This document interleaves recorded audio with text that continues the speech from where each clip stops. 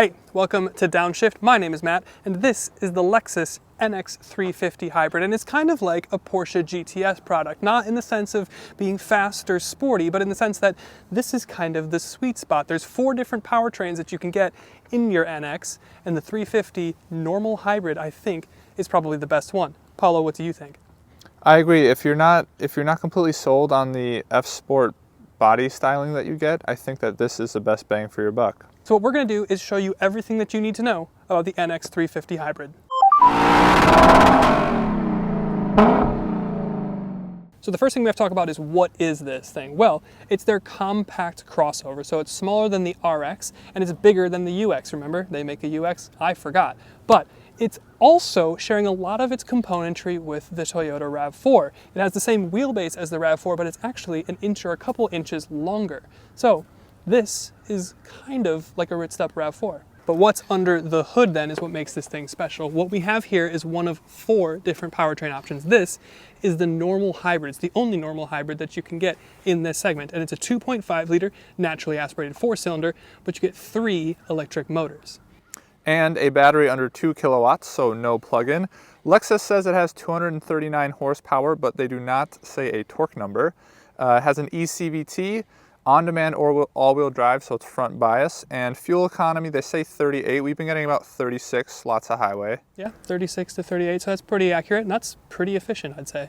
And we touched on it, but this, like I said, is the only normal hybrid. If you go to Germany, the Audi, the BMW, the Mercedes, they're all 48-volt mild hybrids. Or you can go to something like the Alfa Tonale that we were in last week, which is a plug-in hybrid. You can get a plug-in hybrid here, but this, the NX, is the only way that you can just get a normal run-of-the-mill hybrid. It's also the most efficient. Now, with something like the 350h, they didn't try to make it something that it's not. They didn't try to make it too sporty. And it's the fact that they go so far as to not even offer an F-Sport performance or an F-Sport body kit. There's no adaptive dampers on this one because 350h is just about maximizing fuel economy and maximizing your luxurious experience. And speaking of luxuries, this thing on the interior is really where it shows its Lexusness. This versus the Alfa Tonale that we were in last week, which is a competitor to this, it's not, especially when you look in the interior. This is a full step and a half above. The leather work here is exquisite. On the door, you have real, genuine open pore wood. Love me some open pore wood. And then you just have great and luxurious materials. Paulo loves the kind of tan, cognac, saddle brown, whatever you want to call it. It looks gorgeous. It's fantastic, but you've got heated seats, you've got cooled seats. They even have like an auto climate concierge thing going on. You've got heated steering wheel. And for the extra $1,000, you can get heated rear seats. Hello. And you can also option, I believe it's $500, a panoramic sunroof. And the next thing I want to talk about is the glitz and the glam, specifically on the door sills. Check this out. Your kick plates here are a brushed aluminum or brushed nickel, but not only that, that's normal. This is lit up, the outline of the Lexus there. I never see that. I don't see that on Mercedes. Maybe you see it in like a Bentley and a Rolls. I imagine you would, but you also get it back here. So aluminum sills for your trunk, and also lit up. Look at that, Lexus. Not just Lexus, but Lexus NX. This was the one that really got me, that I just thought, this was a very nice touch that they did here. Yes. Very nice. You're not seeing this in the Alpha. No. But let's talk about the trunk space itself. Now, like I said, this thing is a couple inches longer than a RAV4, but you get to the trunk and you got 23 cubic feet of space, which is actually smaller than the RAV4. How much is in the RAV4? 37. 37 cubic feet of space. Now you can drop these rear seats, and you know how I said you can get heated rear seats? Well, you can drop them automatically from the trunk. That's part of the same package, that same $1,000 that gets you the heated rear seats. But with the seats down, 44. What are we looking at? 44? Yep, which is still smaller than the RAV4. But then, since we mentioned them, check out the back seats. Now again, I'm 6'1". These seats actually do recline a little bit. They do manually, not like the power adjustments from the trunk, but look at this. I've got knee room for days. I even have headroom with my nub, and that's fantastic. The leather work, again, fantastic. And the fact that you have heated rear seats back here, awesome. Climate vents, and some USB-Cs down there along with a normal 12-volt. But now we're outside of the car, I want to talk about the door handle. Now that looked pretty normal, didn't it? Well, not actually like a normal door handle. It's a digital door handle, so this doesn't actually move. There's a button on the inside that you push to release the door electronically. You get in, sit down, close the door, and that is how you open the door. You have to push this in and then push it.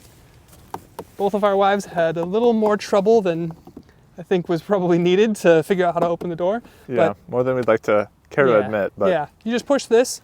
While you're pushing it in, you open the door. But if this ever dies, you do have a mechanical fail-safe that you can pull this way. Feature there. And then I want to talk about some of the tech things going on here, starting right here.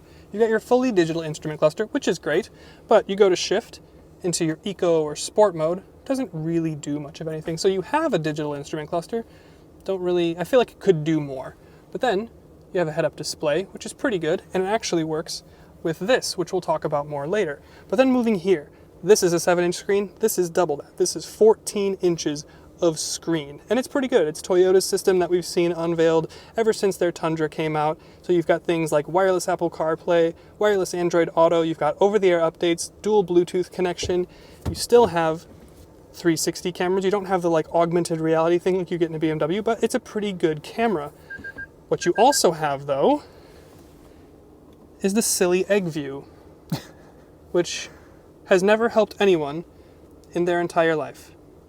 But at least you can go in here and change the color of your NX. To match your car. Or to not match your car, which is what I've just done. But then I have to go back here, and now I have an orange NX, which is helpful, right? It's so lame. It's not. It's not helpful. Anything I forgot? The rear view camera, yes, or I guess rear view mirror, can be digital. Fun thing about this, we were just doing a video on the AMG G63 4x4 squared. That was the first car to ever get a digital rear view mirror from Mercedes. Lexus has been doing this. Even Toyota's been doing this for a number of years. So they are ahead of the curve. I prefer to do that actually sometimes, especially like at night or if you have anything in the back or people in the back. It's just nice to do that. The other thing is ambient lighting. You really only get it right underneath there on both doors and in the rear. It's very basic, but at least I guess you have something. Yeah. Now I want to talk about the look of this car because I think, and I know that you think, it looks good. For me though, the red is not it. The blue from the plug-in that we had, that was it, Chief. Debate. I'm usually not a fan of red, but I just think that it looks so elegant, like the lines of the car. I know the grille is like, that's kind of a point of contention. Some people think it's a bit... I like the spindle grille. I like it too. I think it looks good here. I think it looks really good. I think it's really elegant, and I usually am not a fan of red again, but I think it looks really, really good here. It's instantly iconic as Lexus. It's got the spindle grille, it's got the very sharp check with the triple beams. I love that. It's a very cherry red. I'd like a deeper Merlot, perhaps. But anyway, we come around the side, we've got upgraded wheels here, multi-spoke. We've got some chrome accenting here, very luxury. And then you were talking earlier about the body lines. You get this really hard crease all the way down here, and then it just Y's out. Really nice. I like it a lot, actually. And then we come around the back, and it's very classic Lexus here. You get full width tail bar, but they have an overlapping thing, which is very nice. And this was actually the first Lexus to get the script spelled out on the back tailgate. And of course, you get a little rubber bumper thing next to your trunk. And no exhaust.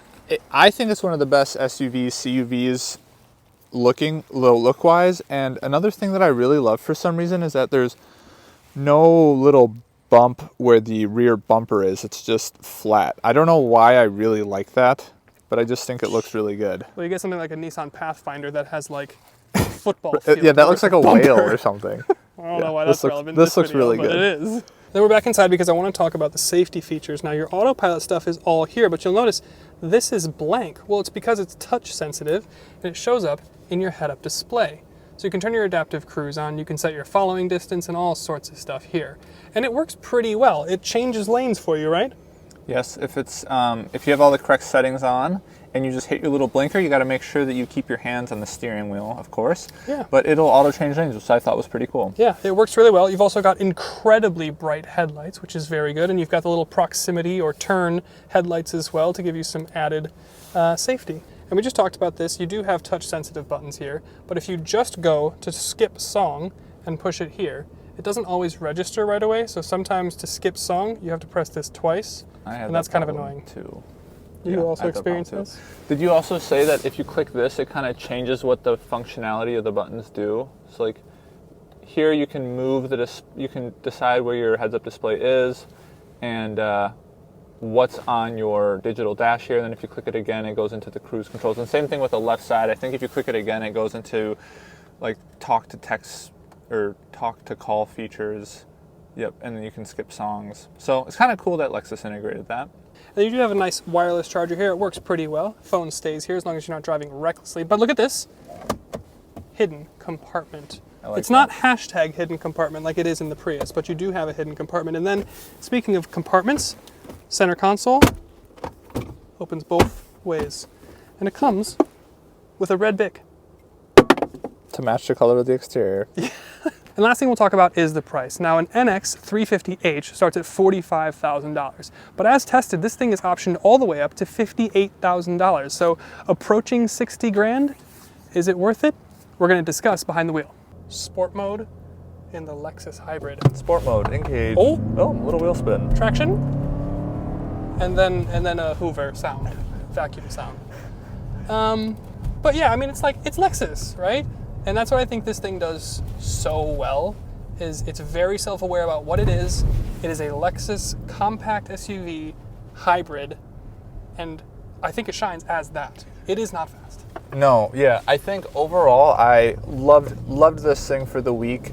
But talking about the powertrain, the good thing is they have a bunch of different options to choose from, but the one that we have specifically, I just wish it had a bit more pep, a bit more power. It does like 240-ish horsepower. I don't know what the torque figure is. They don't say. They don't share that. But yeah, it's not like fast. But to me, the thing that I love about it is the fact that we've been getting, you could get up to high 30s yeah, so 33 in your fuel economy. 33 to 38, I think is probably what you're going to experience, which I think is pretty good. Yeah. There was only one time I was getting on the highway that I wished I had a bit more juice, a bit more power. Yeah.